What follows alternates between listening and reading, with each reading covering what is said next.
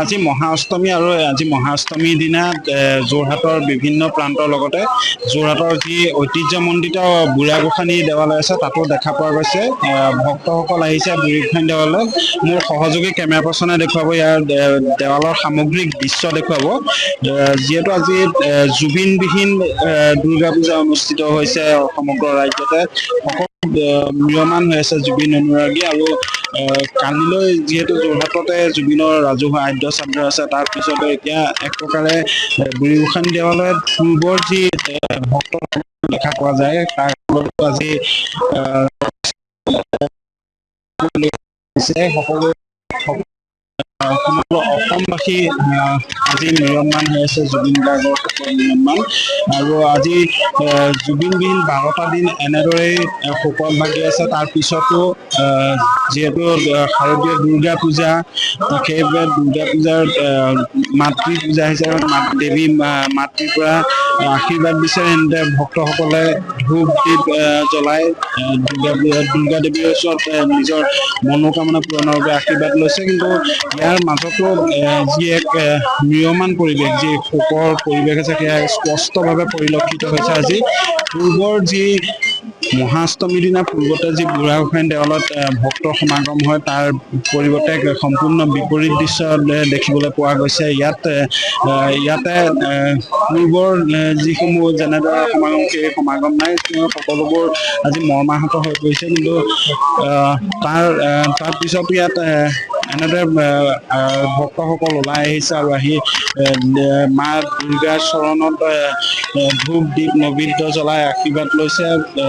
কিন্তু সকলোৰে মুখত সকলো চকুত শোকৰ স্পষ্ট চিন দেখা পোৱা গৈছে। আমি বিভিন্ন ভক্তসকল আছে, আমি পাৰিলে তেওঁলোকৰ কাষলৈ যাবলৈ চেষ্টা কৰিম। যি বুঢ়ীগোসানী দেৱালৰ যি এক ছবি, সেই ছবি কিন্তু ইয়াত সম্পূৰ্ণ পৃথক হৈ পৰিছে। আমি কথা পাতিবলৈ চেষ্টা কৰিম বিভিন্নজনৰ লগত। যদি উদ্যোক্তাসকল আছে আমি তেওঁলোকৰ লগতো কথা পাতিবলৈ চেষ্টা কৰিম। আজি যিহেতু জুবিন গাৰ্গবিহীন দুৰ্গা পূজা অনুষ্ঠিত হৈছে, জনাৰ পাছত আহোম সাম্ৰাজ্যৰ ৰাজধানী য'তে থাকে গোসানী তাতে আছে, ৰাজকাৰেঙৰ কাষতে ৰাখি পেলাই পূজা কৰা হৈছিলে। আৰু ৰাজশাসন নাথাকিলে কিন্তু এই পূজাভাগ ইতিহাসত যেনেকৈ আগতে চলি আছিলে তেনেদৰে এতিয়াও চলি আছে আৰু ভৱিষ্যতেও চলি থাকে। আজি জুবিন গাৰ্গবিহীন পূজা অনুষ্ঠিত হৈছে, মানুহৰ সমাগম কম হয়। কি ক'লে? এই ইয়াত পূজা অৰ্চনা কেনেদৰে দিয়া হয়? আমাৰ ইয়াত পূজা চাওক, আমাৰ ইয়াত সদায় পূজা হয়, নিত্য পূজা হয়। আৰু দুৰ্গা পূজাৰ দিনটো বিশেষ পূজা হয়। আৰু এয়া তান্ত্ৰিকভাৱে পূজা কৰা হয় ইয়াত।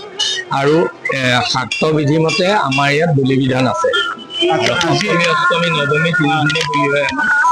আৰু কালি বলি হৈছে, আজিও বলি হ'ব, কাইলৈও বলি হ'ব। যি জুবিনবিহীন পূজা অনুষ্ঠিত হৈছে, মানুহৰ সমাগম কম দেখা গৈছে। হয়, জাতীয় পুত্ৰ জুবিন গাৰ্গৰ মৃত্যুত সকলো ৰাজ্যখনেই ম্ৰিয়মান হৈ আছে শোকত। আৰু ঠিক আমাৰ দেৱালৰ পূজাতেই হওক বুলি কওক বা দুৰ্গা পূজাতেই হওক, তাৰ প্ৰভাৱ সকলো ৰাইজৰ দেখা গৈছে, ৰাইজৰ মাজত দেখা গৈছে। আমাৰ উদ্যোক্তাসকলৰো আমাৰো একেই সমানেই দুখ। ৰাইজ পূজা দিবলৈ আহিছে, কিন্তু ৰাইজৰ মাজত সেই দুৰ্গা পূজা বুলি কোৱা বিশেষ উৎসাহটো দেখা পোৱা নাযায়। সকলো শোকত আছে, আমিও শোকত আছোঁ। এটা যোৰহাটতে ডাঙৰ হোৱা এটা ল'ৰা, আৰু আমাৰ সকলোৰে আমিবিলাক একেলগে ডাঙৰ হৈছোঁ। আৰু ৰাজ্যখনৰ এটা সন্তান, আৰু জুবিনৰ বিদেহী আত্মাই শান্তি লাভ কৰক, সেয়াই কামনা কৰিছোঁ। নিশ্চয়কৈ পূৰ্বৰ যি দৃশ্য সেই দৃশ্য কিন্তু এবাৰ নাই হোৱা। তাৰ মাজতো কেৱল যি বৈদিক ৰীতি নীতি আছে, আধ্যাত্মিকতা আছে, সেই আধ্যাত্মিকতাৰ মাজেৰে এনেদৰে এতিয়া যোৰহাটত উদযাপন কৰা হৈছে মহাষ্টমী দুৰ্গা পূজা। যিকোনো খবৰৰ বাবে যোগাযোগ কৰক 7099017330 লগতে 7099017110 নম্বৰত।